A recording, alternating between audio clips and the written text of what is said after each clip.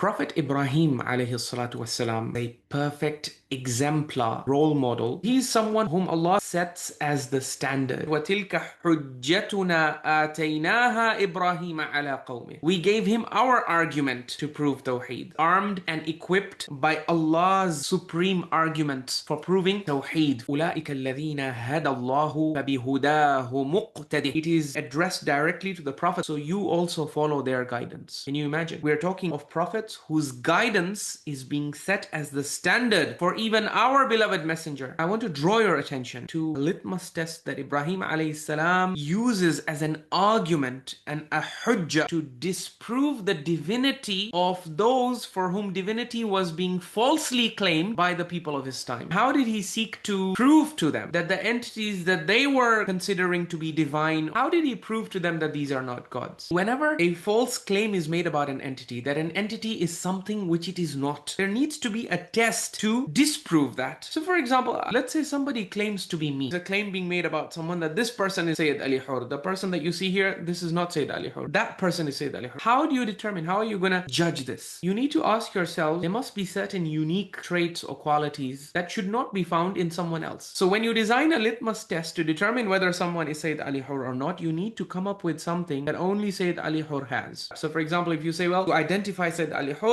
Hur is someone who has a PhD degree, for example. This test will fail because there are thousands of people who have PhD degrees. Say, okay, no. He has a PhD in advanced Arabic studies, Islamic studies, but there are thousands of people who have similar degrees. You need to come up with something that is unique to me, such that when you bring this thing up, no one else should be able to have it other than. The way to do this is, for example, fingerprints. In the same way, DNA. DNA is a unique identifier. So now, if divinity is being falsely claimed for entities other than Allah, there needs to be a litmus test. There needs to be a divinity test, a unique test that we can use to disqualify entities other than Allah from the claim of divinity. وَاتْلُ عَلَيْهِمْ نَبَأَ إِبْرَاهِيمَ. Relate to them the account of Abraham. إِذْ قَالَ لِأَبِيهِ وَقَوْمِهِ مَا تَعْبُدُونَ. When he said to his father and his people, what is it that you're worshipping? قَالُوا نَعْبُدُ أَصْنَامًا فَنَظَلُّ لَهَا عَاكِفِينَ. They said, we worship idols and we will go on clinging to them. Now look at the litmus test. How does he disprove the divinity of idols? And how does he reserve divinity for Allah? How does he do that? By asking two simple questions. Litmus test for Tawheed and divinity is just two simple critical questions. قَالَ هَلْ يَسْمَعُونَكُمْ إِذْ تَدْعُونَ. Do they hear you when you call upon them? When you do dua, do they hear your supplication? أَوْ يَنْفَعُونَكُمْ أَوْ يَضُرُّونَ. Or do they bring you any benefit or cause you any harm? And remember, it is crucial to remember that the integrity of this test rests on understanding the embedded omission, which is across the curtain of ghaib. And if you're not familiar with how this embedded omission works, we will invite you to read our article on the Al-Islaah website, why dua to other than Allah is forbidden across the ghaib. If we don't admit the existence of this embedded omission, which is across the curtain of ghaib, then this test of Ibrahim will collapse. Why? Because virtually every living being, not just human beings, but even animals, cats, dogs, even they will be able to pass this test. Because hearing calls on this side of the curtain of ghaib through natural means in this physical material realm and causing limited benefit and harm in this realm is something we are all capable of. So if it were a matter of divinity being simply the power to hear call and cause limited benefit and harm here, we would all have a valid claim to divinity. In fact, our cats and dogs would have a valid claim to divinity. So understand, this test, the Quran has to be read in light of Arabic. And in Arabic, when something is too obvious, it is not spelled out. When Ibrahim alayhi salam is saying, do they hear you when you call them? He means across the curtain of ghaib. Or do they bring you benefit or cause you any harm? He means across the curtain of ghaib. And aslan, you also need to understand that when idol worshippers, they worship idols, it's not really that they are worshipping a stone that the idol is made of. The idol is just a structure. They don't worship the structure itself. Idol worshippers believe that the idol is simply a physical representation of a spirit that is actually divine. They believe that the idol is simply a physical structure that reminds you of God. And it's not the physical structure of the idol that is being worshipped. Rather, it's the Atma, the spirit behind the idol that is everything. We can cite to you the tafsir of Imam Fakhruddin al-Razi. Instead of bringing out the Arabic, I'll just show you the English translation of the idolaters carved their idols in the shapes of their saints and prophets. And they thought that if they worship them, they would intercede with God for them. And then he goes on to say, we find in our own times people like them who are engaged in honoring and respecting the graves of their saints with the belief that they will act as intercessors sacrifices with God for them. And then we also have this book written by an educated Hindu. Why are idols worshipped? An idol is God. Just be cautious of thinking that God is an idol. You understand? It is correct that God is also inside the idol. But it is wrong to say that God is only inside the idol. Believing so is contempt of God. It's limiting the limitless. So their belief is not that this idol is God. No, they believe that God is a spirit that is limitless. But the idol, it reminds you of that spirit and it helps you focus your attention on that spirit. Now, where is that spirit? It's obviously in the unseen realm. And the idol represents that spirit. The idol worshippers, when they supplicate to their idol, they're not supplicating to something that's in this realm. The spirit that they are targeting is in another realm. So that's why Ibrahim alayhi salam is using this test. He's asking them this critical question. Do they hear you when you call them? Or do they bring you any benefit or cause you any harm? So it should be clear to anyone with common sense. He's talking about the ability to hear supernaturally from across the unseen realm. And also the ability to cause benefit and harm from the ghaibi unseen realm. And so it is these unique and exclusive divine powers, power to hear supernaturally across the curtain of ghaib, and the ability to cause benefit and harm from across the curtain of ghaib. It is these unique and exclusive divine powers which form the basis of his litmus test for proving the Tawhid of Allah and decisively disproving the divinity of false deities besides Allah. My dear brothers and sisters, once you understand this, you will achieve clarity when it comes to Tawhid in your own faith. Ibrahim alayhi salam's test of divinity, what does it do? It disproves the divinity of idols by asking two simple questions. Do they hear you when you call upon them supernaturally across the curtain of ghaib? On this side, even cats and dogs can hear. What proves divinity is the ability to hear across realms, across the curtain of ghaib. This is the truly divine power, which neither your cat, nor your dog, nor your father, mother, prophets, messengers, angels, no one has this power. To hear across the curtain of ghaib, to hear from the realm of the unseen. This is a unique divine ability. This is like a DNA test. When we want to determine paternity, we use a DNA test to decisively rule out whether somebody is someone's son or not. In the same way, the decisive test to rule out whether an entity is God or not, according to Ibrahim alayhi salam, first question you ask, هل يسمعونكم إذ تدعون? Can this entity hear you across the curtain of ghaib supernaturally? أو ينفعونكم أو يضرون? Can it benefit you and harm you from across the curtain of ghaib? Now, after he asks these two questions, they have no response and they know the answer is no. That's why you can see they shift the topic. Look at how they reply. They said, rather we found our fathers acting likewise. Dada bapa ne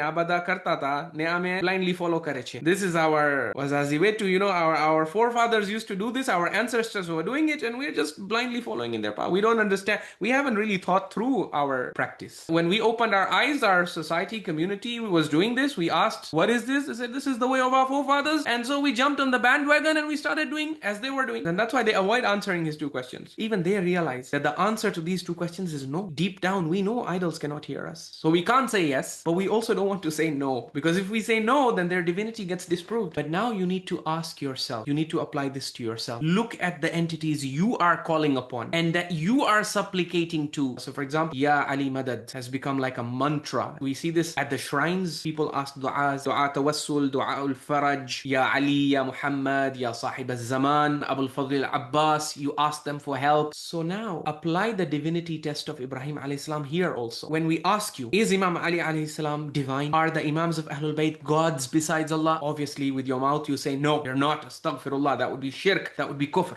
But by insisting that your Imams and the Prophet ﷺ and other pious personalities like Abul Fadl al-Abbas, Imam Musa ibn Ja'far al-Kadhim, or Imam Sahib al-Asr wal-Zaman, by insisting that these Imams can hear you with the permission of Allah, listen to your calls despite being separated from you by the curtain of ghaib, your belief that they can supernaturally hear your call and your dua, by asserting this, you just failed the test, the basic test of Prophet Ibrahim alayhi salam for Tawheed. When you supplicate to them and you ask your hajat from the Imams, you are miserably failing this test. When you say, Ya Ali Madad, go and ask any Shia, ask him these two questions. Does Imam Ali alayhi salam hear you supernaturally from across the curtain of ghaib when you call him? What is the answer? He will say, of course, yes. And remember, if the questions which form Ibrahim alayhi salam's divinity test, if the answer to them is yes, that means you are proving their divinity. And you are going into a position worse than the idol worshippers. Even the idol worshippers of the time of Ibrahim alayhi salam, they didn't have audacity, the guts to say say yes. But yet, today, if you ask a Shia, you are saying, Ya Ali Madad. Does Imam Ali hear you when you call upon him supernaturally? He will say yes, bi-iznillah, with the permission of Allah. So basically, you are saying he passes the divinity test, but somehow this is not kufr and shirk, because Imam Ali, mashallah, passes the divinity test by Allah's permission, because Allah allowed him to have this divine power. This is just like somebody saying, I do believe in a God other than Allah, but I believe that that God is God by Allah's permission. Yani Allah made him a God. If a Muslim were to come to you and say this, how would you deal with such a Muslim? Would you say, yes, he's affirming a God other than Allah, but he's saying it's with Allah's permission, bi-idhnillah, and he's saying Allah made this other God into a God. So he's acknowledging that all power comes from Allah, and he's acknowledging that this second God is fully dependent on Allah, because without Allah making him God, he could not have become God. So he is a God only by Allah's permission. If a Muslim were to claim this, what would you tell him? You tell him, Baba, this is nonsense. You are adding insult to injury. First, you are doing open and clear shirk and kufr by claiming divinity for other than Allah, and then you are adding fuel to the fire by doing iftira upon Allah, by lying against Allah and falsely claiming that he has made someone else into a God. Allah never shared these two powers with any entity other than him. So exclusive to him that his prophets in the past used this divine power to disprove the divinity of entities other than him, for whom divinity was being falsely claimed. This is the guidance of Allah. Ask yourself these questions, my dear brothers and sisters, sincerely, hand on heart, that if you are supplicating to the Imams, you're saying, Ya Ali Madad, Ya Sahib al-Zaman Adrikni, Ya Fatima Aghithini, you're calling upon all these pious entities, you are failing the test of Ibrahim alayhi salam. I just want to remind our beloved brothers and sisters from the school of Ahlul Bayt alayhimus salam that your ignoring these teachings is the result of your distance, not just from the Quran, but also from your own Imams, from the Ahlul Bayt alayhimus salam. They did not teach you what you are doing. Look at his dua for the day of Arafah. Maulana, this dua, if you just look at the Tawhid of this dua alone is sufficient to make you leave the popular practices of istighatha and what is artificially called tawassul. وَهُوَ لِلدَّعَوَاتِ سَامِعٌ وَلِلْكُرُبَاتِ دَافِعٌ وَلِلدَّرَجَاتِ رَافِعٌ وَلِلْجَبَابِرَةِ قَامِعٌ فَلَا إِلَهَ غَيْرُهُ وَلَا شَيْءَ يَعْدِلُهُ وَلَيْسَ كَمِثْلِهِ شَيْءٌ وَهُوَ السَّمِيعُ الْبَصِيرُ اللَّطِيفُ الْخَبِيرُ وَهُوَ عَلَى كُلِّ شَيْءٍ قَدِيرٌ.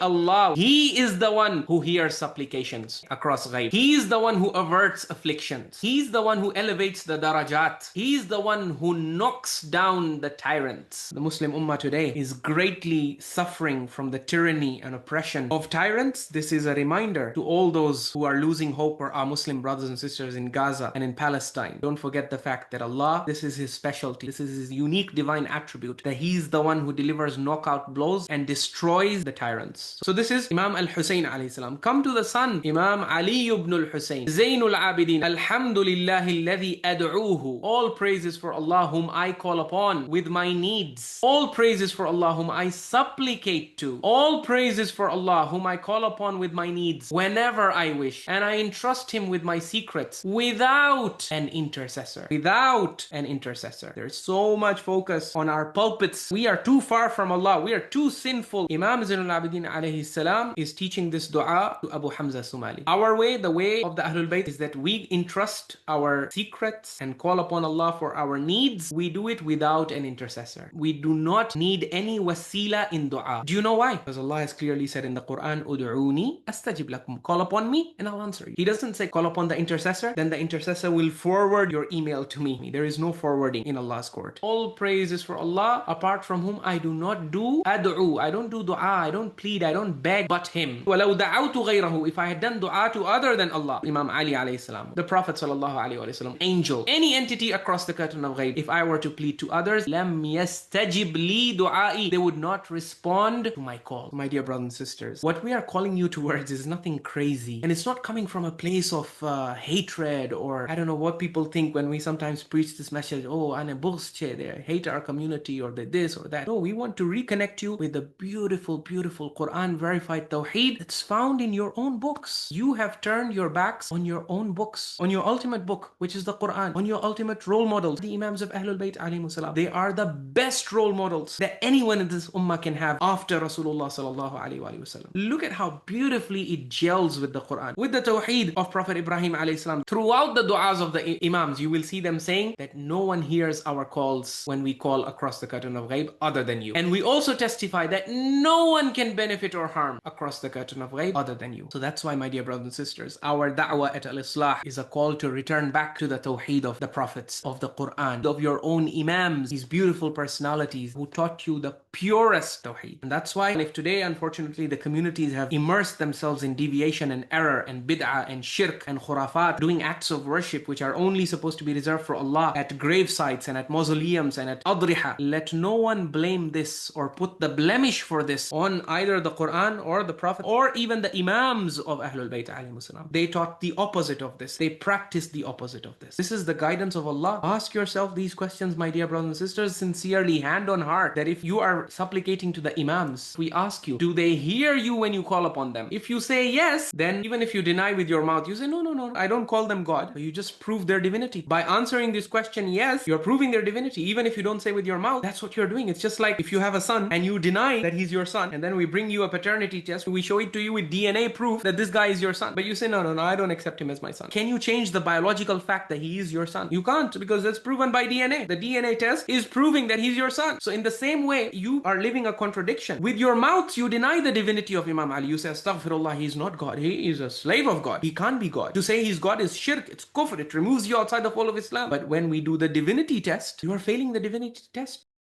And so here it is important to clarify, when we talk about the deviation of shirk, it should also be mentioned that it's also equally popular in the Sufi and Sunni community, if you go into the Sunni Barelvi community. But we do not call any Muslim who testifies that there is no God but Allah and Muhammad is the messenger of Allah, we do not refer to any such Muslims as polytheists. Their commitment to the Shahadatain means that they are Muslims. But after becoming a Muslim and a mu'min, if they corrupt their iman and their aqidah, then we say that they have fallen into deviation, and we try to bring them out of it, but we do not excommunicate them, we do not remove them from the fold of Islam, and we also don't use the term mushrik or polytheist. In the Muslim community, all the shirk that you have that's going on, people try to reconcile it with the Shahadatain. Now their reconciliation is bogus, but it still means that they're trying to reconcile it with La ilaha illallah, meaning they believe in La ilaha illallah. So because of that, we do not expel them from the fold of Islam, but we do warn them that yes, this is deviation and this is shirk. Just like how if you were to see a person performing prayers for a show off, this is called riya, this is haram, and this is shirk. But all those Muslims out there who do good deeds to show off, we don't call them mushrikeen. We don't call them pagans or polytheists, despite fully acknowledging that what they're doing is a form of shirk. But still, we don't excommunicate them, we don't remove them from the fold of Islam.